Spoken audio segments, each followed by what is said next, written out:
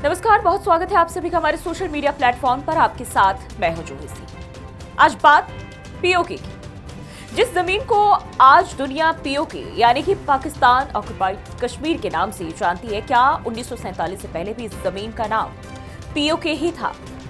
क्या यहाँ कोई अलग देश था, कोई अलग रियासत थी, या फिर कहानी कुछ और थी? सवाल बहुत बड़ा है, क्योंकि अगर इतिहास के पन्ने पलटेंगे तो पता चलेगा कि पीओके नाम की कोई अलग रियासत 1947 से पहले मौजूद नहीं। 1947 से पहले जम्मू कश्मीर एक बड़ी रियासत थी। जम्मू कश्मीर रियासत और इसके शासक थे महाराजा हरि सिंह। ये रियासत सिर्फ कश्मीर घाटी का नाम नहीं थी, इसमें जम्मू कश्मीर, लद्दाख और पश्चिम उत्तर के कई इलाके शामिल थे।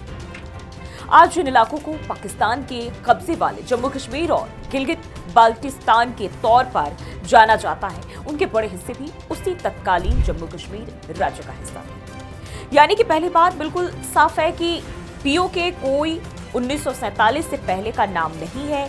पीओके एक बाद की जो राजनीतिक पहचान है, केवल वही। अब कहानी आती है 1947 की। ब्रिटिश राज खत्म होने वाला था, भारत और पाकिस्तान बनने वाले थे, और ब्रिटिश भारत की रियासतों के सामने एक बड़ा सवाल था। भारत के साथ जाना है, पाकिस्तान के साथ जाना है, या फिर अपना अलग रास्ता तलाशना है। जम्मू कश्मीर के महाराजा हरि सिंह ने शुरुआत में तुरंत किसी एक देश के साथ विलय नहीं किया, लेकिन फिर अक्टूबर 1947 में हालात तेजी से बदल गए। पाकिस्तान की तरफ से कबायली हमलावर जम्मू कश्मीर में दाखिल। हमला बढ़ा, हालात बिगड़े और महाराजा हरि सिंह ने भारत से सैन्य मदद मांगी। इसके बाद विलय पत्र पर हस्ताक्षर किए गए और जम्मू कश्मीर का भारत के साथ विलय हुआ। और फिर भारत और पाकिस्तान के बीच युद्ध हुआ, और इसी युद्ध के दौरान जम्मू कश्मीर के पश्चिमी और उत्तरी हिस्सों का एक बड़ा क्षेत्र पाकिस्तान के नियंत्रण में चला गया। और यहीं से शुरू होती है उस इलाके की नई राजनीतिक कहानी।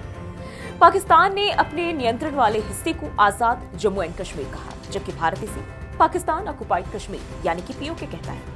लेकिन ध्यान रखिए, नाम अलग हो सकता है, दावा अलग हो सकता है, लेकिन 1947 से पहले की प्रशासनिक तस्वीर बिल्कुल अलग थी।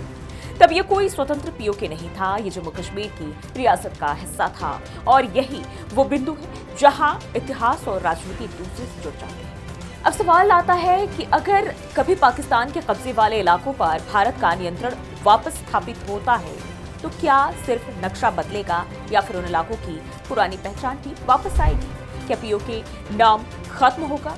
क्या इसे फिर से जम्मू कश्मीर की ऐतिहासिक पहचान से जोड़ा जाएगा, या फिर प्रशासनिक व्यवस्था पूरी तरह नहीं होगी? इन सवालों का जवाब भविष्य की राजनीति और परिस्थितियां तय करेंगी। लेकिन इतिहास एक तथ्य की अगर हम बात करें, तो इतिहास का जो तथ्य है वो नहीं बदलता कि 1947 से पहले पीओके नाम की कोई अलग रियासत नहीं थी, और वह इलाका तत्कालीन जम्मू कश्मीर रियासत के व्यापक भूभाग का एक बड़ा हिस्सा था। और इसलिए जब आज पीओके की बात होती है तो सवाल सिर्फ जमीन का नहीं है, सवाल है इतिहास किसका था, विलय किसके साथ हुआ था, और 1947 के बाद जमीन की तस्वीर कैसे बदली। क्योंकि नक्शे पर खींची गई एक लकीर सिर्फ दो इलाकों को अलग नहीं करती, कभी कभी वो इतिहास को भी दो अलग कहानियों में बांट देती है। और पीओके की कहानी उसी बदली हुई लकीर की कहानी है।